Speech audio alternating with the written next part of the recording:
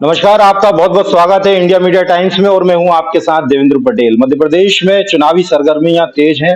सत्ता दल भाजपा भी लगातार जनता के बीच पहुंचकर जनता से मिल रहा है। साथ ही कांग्रेस भी कोई कोर कसर नहीं छोड़ रही है। इस वक्त हम आ पहुंचे हैं रायसेन जिले की सिलवानी विधानसभा सीट पर और मुझसे बात करने के लिए इस वक्त मौजूद हैं, या यूं कहूं कि मेरे ही हम राशि कांग्रेस प्रत्याशी देवेंद्र पटेल जी मेरे साथ मौजूद हैं। सर, बहुत बहुत स्वागत है आपका। जी, धन्यवाद आपका।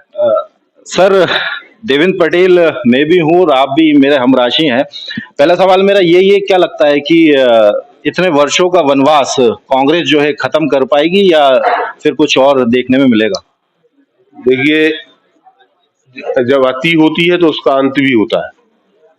तो जो भ्रष्टाचार, महंगाई, लोग जनता त्रस्त है, काम स्ट्रक्चर पे जमीन पे कुछ है नहीं। इस बार ये मान लीजिए कि बिल्कुल सफाया होने वाला है भाजपा का मध्य प्रदेश में। एक लहर है और 175 सीट से ऊपर आएगी कांग्रेस। बीजेपी के बड़े नेता ये कह रहे हैं कि इस बार की दिवाली जो है 3 बार मध्य प्रदेश में मनाई जाएगी। पहली दिवाली त्योहार की रहेगी, दूसरी दिवाली बीजेपी अगर फिर रिपीट होती तब रहेगी और तीसरी दिवाली अयोध्या में जब पीएम मोदी जब राम भगवान की मूर्ति की स्थापना करेंगे तब होगी। इस पर क्या कहें? क्या कांग्रेस के लिए भी मध्य प्रदेश में एक दियों की दिवाली के रूप में ये वर्ष लौट के आएगा चुनावी माहौल में? नहीं नहीं, बिल्कुल। हम लोग 17 तारीख को भारी बहुमत हमारे को मिलने जा रहा है और 3 तारीख को रिजल्ट खुलेगा तो आप सब देखेंगे कि कांग्रेस एक तरफा जीत रही है मध्य प्रदेश में। पटेल साहब, एक चीज ये भी है कि मुख्यमंत्री शिवराज सिंह चौहान जो है लाडली बहना चला रहे हैं। अभी बीते दिन कुछ दिन पहले ही फिर एक किस्त आई है। टेलीफोन भाजपा दफ्तरों से लोगों के पास पहुंच रहे हैं और साथ में ये भी कहा जा रहा है कि भाजपा को समर्थन दे। और सेम इसी तरीके की जो बात है खुद कमलनाथ जी ने ही कह दिया है कि अगर आते हैं तो लाडली बहनाओं के लिए वो भी कुछ करेंगे। क्या इसकी गारंटी मानी जाए कि अगर कांग्रेस आती है तो क्या गारंटी है इसकी कि बहनों के लिए भी फिर कांग्रेस कुछ अच्छा करेगी? नहीं, ये जो नारी सम्मान योजना ये कांग्रेस ने ही शुरू की थी 1500 रुपए। ये तो उनने चुराई हुई है कांग्रेस की। ये तो भाजपा ने उसको चुराया है, ने लगा के ये तो कांग्रेस ने घोषणा कर दी तो उनने इसकी शुरुआत की। लेकिन उसमें भी अभी हम लोग गांव-गांव जाते हैं, कई महिलाएं, माताएं, बहनें उसमें अपात्र कर दी गई। एक गांव में तो ये कहा गया कि आपके पास अगर ट्रैक्टर है तो मिलेगा, आप हमारे पास ट्रैक्टर नहीं तो आपको नहीं मिलेगा। तो ऐसा बहुत लोगों के साथ हो रहा है। और जो कांग्रेस जब आएगी तो कांग्रेस ने ये कहा कि हम सभी को पात्र करेंगे, उसमें कोई पात्रता की सीमा नहीं रहेगी उस योजना। अभी आपका जो क्षेत्र है, जो हमने देखा आदिवासी बाहुल्य क्षेत्र है और देखा जाए तो एक कृषि प्रधान और मजदूर वर्ग अधिक है यहाँ पर। आपने अगर अगर आप आते हैं तो ऐसी क्या आपने अपनी भी रूपरेखा बनाई हो किस स्तर पे आप काम करेंगे, और उसको हम जानना चाहें तो? सबसे पहले तो हमारा जो सिंचाई का मामला है, क्योंकि पठारी जमीन है, वहाँ पानी की उपलब्धता है नहीं, तो छोटे छोटे डैम वहाँ पे बनेंगे। प्रयास करेंगे जिससे लोगों को सुविधाजनक सिंचाई के लिए पानी मिल जाए। साथ में पेयजल की बहुत बड़ी हमारे यहाँ असुविधा है। हमारे तो पीएचई मंत्री रहे हमारे जो सामने खड़े हुए हैं रामपाल जी, लेकिन भाषणों में तो कहते हैं घर घर टोटी लगी है।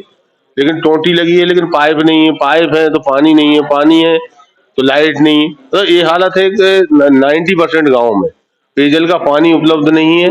लोग बहुत अधिक हैरान है। कई गाँव में तो हालात ही है कि वो लोग बैलगाड़ी में टंकी बांधकर खेत के कुएं से पानी लाते हैं। ये हालत है। उसमें हम लोग हमारे यहाँ जैसे सेमरी जलाशय है या बीना बांध बन रहा है, तो उससे हम ऐसा प्रोजेक्ट करेंगे जो हमारे तहसील के करीब 200 के लगभग पौने 200 के आसपास गांव है, तो उसमें पूरा पेयजल के लिए उस वहां से फिल्टर होकर पानी सभी गांव में पहुंचे। उस योजना पर हम लोग काम करेंगे।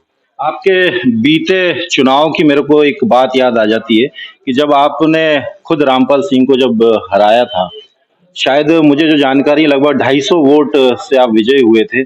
क्या लगता है कि वो 250 का अंतर आप इतने वर्षों में, जो उसके बाद वो रिपीट हुए रामपाल सिंह, इतने वर्षों से सिटिंग एमएलए हैं, क्या लगता है कि वो 250 का अंतर इस बार कितना कवर कर पा रहे हैं आप? 250 का अंतर तो ये मान लीजिए उसमें और जीरो आप जोड़ते जाना, है ना।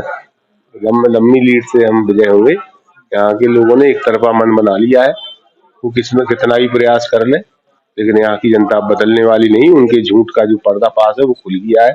कब तक लोगों से झूठ बोलेंगे, कब तक लोगों को झूठी घोषणाओं में फंसाएंगे। आज लोग बिजली से परेशान है, खाद से परेशान है, कोई भी आप किसी भी डिपार्टमेंट, किसी विभाग में आप चले जाइए, किसी व्यक्ति का आसानी से काम नहीं हो सकता, बगैर पैसे के काम नहीं हो सकता। तो ये हालत है क्षेत्र की। अगर मैं वर्तमान स्थिति की बात करूं तो आपकी इस सिलवानी विधानसभा क्षेत्र में काफी लंबा फैला हुआ है। कई ग्रामीण एरिया आते हैं, कुछ शहरी क्षेत्र के हिसाब से भी देखें तो वो भी आता है। लेकिन आपने अभी तक देखा कि इन वर्षों में क्या जो मूलभूत सुविधाएं हैं जिनसे जनता वंचित है, आपने उस चीज को भी आपने देखा हो, आपकी नजर से अगर देखें तो? ये सुविधाएं दिख क्या है, शासन किसी का भी हो, जो कांग्रेस के शासन का डर, मतलब प्रशासन का डर होना नहीं, प्रशासन को डर होना चाहिए जनता का। यहाँ उल्टा हो रहा है, लोग प्रशासन से जनता डर रही है, मतलब विपरीत। भाई जनता को तो ये गुमान होना चाहिए कि हमारी सरकार है, हम किसी विभाग में जाएंगे तो हमारा काम हो जा रहा है। लेकिन उल्टा ये हो रहा है, कोई अगर कोई शिकायत लेके जाता है कुछ, तो उन पे झूठे केस बना के, उनको आरोपी बना के उनको बंद किया जाता है, लोगों को थाने में बिठाला जाता है, और अगर कुछ नहीं तो उनके कुछ पुराने गली मुर्दे निकाल के उनको परेशान किया जाता है। वर्तमान परिवेश की अगर बात करें तो मैं आपसे ये जानना चाहूंगा कि एक ऐसी कुछ 5 जो चीज आपने सोची हो कि अगर आप आते हैं तो क्या कुछ करेंगे आप सिलवानी की जनता के लिए? 5 चीजें ऐसी गिना नहीं, बात चीज तो महत्वपूर्ण, तो सबसे पहले हमने जो बात की कि सिंचाई का जो रकबा है हमारे, चाहे सिलवानी तहसील हो चाहे बेगून तहसील हो, यहाँ पानी का बहुत अभाव है। तो सबसे महत्वपूर्ण तो हम पानी का करेंगे, जैसे डैम में बन जाए जिससे लोगों को सिंचाई के लिए पर्याप्त पानी मिल सके, क्योंकि खेती ही यहाँ का मुख्य लोगों का धंधा है, किसानों का है चाहे व्यापारियों का, सब किसी कृषि से ही जुड़े हुए हैं। व्यापार भी किसी कृषि से ही जुड़ा हुआ है। दूसरा, लोगों को पीने के लिए पानी नहीं उपलब्ध हो पा रहा है, और कई गांव में रास्तों का अभाव है, कई गांव में आज तक सड़कें नहीं बनी, और कई गांव तो ऐसे ही, तो आज तक ये रामपाल थी, कुछ गांव तो गई ही नहीं, लेकिन इनके लोग उनको गुमराह करके गरीब लोगों को परेशान कर करके वोट हासिल करते रहते हैं। 5 चीजों में पानी और सिर्फ सड़क तक बात है, मैं 3 और बता दूसरा दूसरा स्वास्थ्य के मामले में हमारा पूरा क्षेत्र उससे अछूता है, डॉक्टरों की बहुत बड़ी कमी है, और साथ में महिला डॉक्टर तो हमारे यहाँ 20 वर्ष से नहीं है पूरी विधानसभा में। तो वो जरूर हम व्यवस्था कराएंगे कि लोगों को समय पे लोगों को इलाज मिल सके, डॉक्टरों की सुविधा हो, जिससे हमारी माताएं बहनें परेशान ना हो सके। दूसरा, शिक्षा का स्तर बहुत हमारे यहाँ खराब है। एक तो हाई सेकेंडरी स्कूल बहुत कम है, और जो है तो वहाँ शिक्षक नहीं है,